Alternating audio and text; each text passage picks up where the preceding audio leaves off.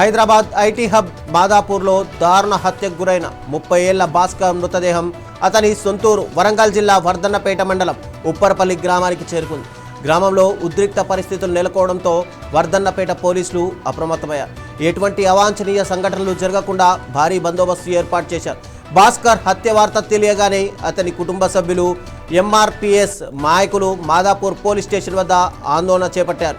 బాధితుడి కుటుంబానికి న్యాయం చేయాలని, నిందితులను కఠినంగా శిక్షించాలని డిమాండ్ చేశారు.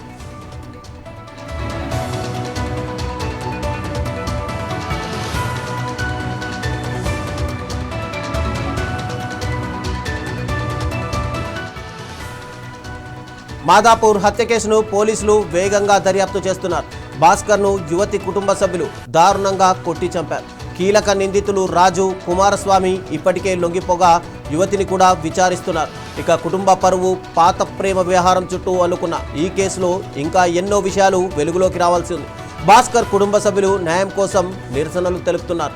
ప్రేమ పేరుతో వేధింపులకు గురైన యువతి కుటుంబం ప్రతీకారం తీర్చుకుందా, కక్ష పెంచుకొని యువకుడిని అంతమొందించారా అనే కోణంలో పోలీసులు లోతుగా దర్యాప్తు చేస్తున్నారు. ఈ కేసులో విస్తుపోయే నిజాలు వెలుగులోకి వస్తాయంటున్నారు అధికారులు.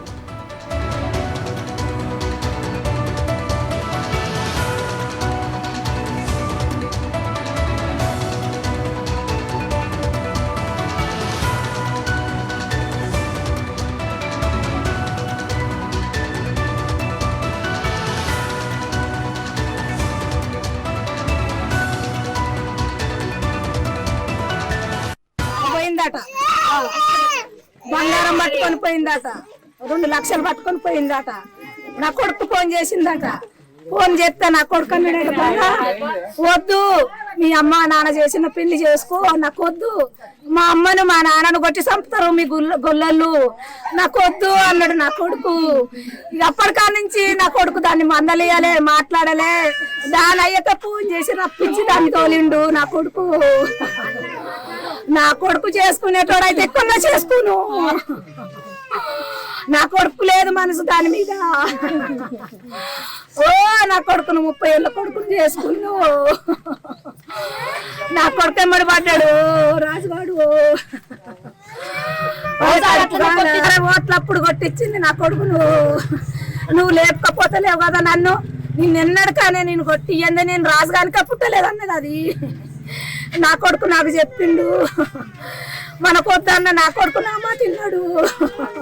నువ్వెందుకు ఇట్లా స్టేటస్ పెడుతున్నావు మా అక్క గురించి, మా అక్క నీ వల్ల ఇబ్బంది పడుతుంది అంటే, నేను మీ అక్క వల్ల పెడతలేను, నేను నాది పెట్టుకుంటున్నా అని చెప్పిండు. అయితే మాకు ఫోన్ చేసి చెప్పిండు మా మరిది ఫస్ట్, అన్న ఇట్లా ఫోన్ చేసి నన్ను బెదిరిస్తుండు అంటే, తమ్ముడని వాళ్ళని ఏమనకు, వాళ్ళ జోలికి పోకు, ఏదన్నా ఉంటే నాకు చెప్పు, నేను అమ్మ వాళ్ళకి చెప్తే అమ్మ మాట్లాడుతుంది అని చెప్పిండు. సరే అన్న అని మా మరిది అన్నాడు. సరే నేను పెళ్ళికి పోతున్నా అంటే, సరే అయ్యా నువ్వు పెళ్ళికి పో, మేము వస్తామని చెప్పినాం. పెళ్ళికి వచ్చిండు, పెళ్ళి చూసుకొని అంతా బాగానే ఉంది సార్. నైట్ మాకు 11 గంటలకు ఫోన్ వచ్చింది, అన్న ఇట్లా తమ్మిని కొట్టి వాడేసిళ్ళు, నేను తమ్మినితోటే ఫ్రెండ్ను దగ్గర ఉన్నా, అది కొట్టి వాడేసిళ్ళు, ఎవరు వస్తలేరు అన్న అని ఫోన్ చేసిండు. చేస్తే మేము అక్కడ మా అన్న వాళ్ళు ఉన్నారు, మా చుట్టాలు ఉన్నారు, వీళ్ళకి ఫోన్ చేసి పొమ్మన్నాం. పోయి చూస్తే చనిపోయిందట. పోలీసులు కూడా వచ్చిళ్ళట. పోలీసులు కూడా కొంచెం ఎంక్వైరీ చేసి ఒక ఫోటో పెట్టిళ్ళు. ఆయన రాజు, ఆయన డాక్టర్ పనిచేస్తాడు సత్య హాస్పిటల్లో. డాక్టర్ రాజు అంటారు, పెద్దగొల్ల రాజు అంటారు. ఆయనకి 2 బిడ్డలు, పాప పెద్ద ఆమె. వీళ్ళు ఎప్పుడు 10th క్లాస్లో ఎప్పుడో లవ్ చేసుకున్నారు.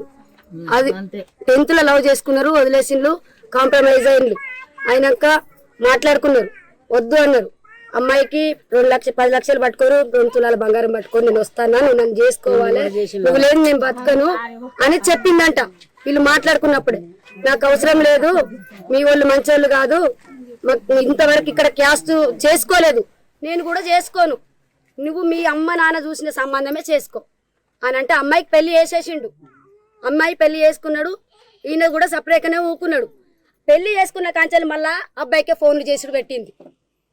నేనుండను ఆయనతోటి, నువ్వు నన్ను తీసుకెళ్ళవా, నేను నీతోటే ఉంటా, సత్త నీతోటి సత్తా, బత్త నీతోటే బతుకుతా, అట్లా అని పైసలు పట్టుకొని వస్తానంటే కూడా తీసుకుపోయి వాళ్ళ తండ్రికి హ్యాండ్ ఓవర్ చేసిండు. మా మరిది తీసుకుపోయి వద్దు నాకు మీ అమ్మాయి అని చెప్పిండు. చెప్తే వాళ్ళు ఓకే తీసుకున్నారు. అమ్మాయిగా పోలే, వానికి అసలు పోలే, అది ఆమె ప్రాబ్లము.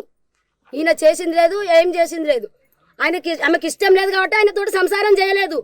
కేవలం ఈయన వల్లనే నా బిడ్డ పోతలేదు అని పగబెట్టుకున్నప్పుడు ఓట్లు అప్పుడు వచ్చిండు.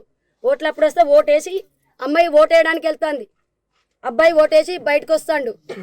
బయటకు వేస్తే నన్ను తీసుకొని పోతలేవు, నీ పేరు మీద నేను ఇప్పుడు చూడు రాదు, ఎట్లా చేస్తాను, అట్లయినా నిన్నే చేసుకుంటాను అని ఏం చేసింది, నన్నేమో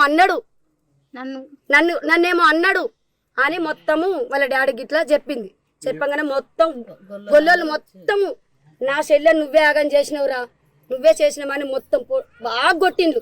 సీనపల్లి భాస్కర్ యాదవ్ కులానికి చెందినటువంటి అమ్మడమైన రాజు కుమార్ని ప్రేమించడం జరిగింది. ప్రేమించుకున్న సందర్భంగా అమ్మడమైన రాజు కుమార్తె నేను సీనపల్లి రాజును తప్ప సీనపల్లి భాస్కర్ తప్ప ఇంకెవరో చేసుకోనని చెప్పిన సందర్భము మాకు ఇక్కడ సమాచారం మేరకు అందింది.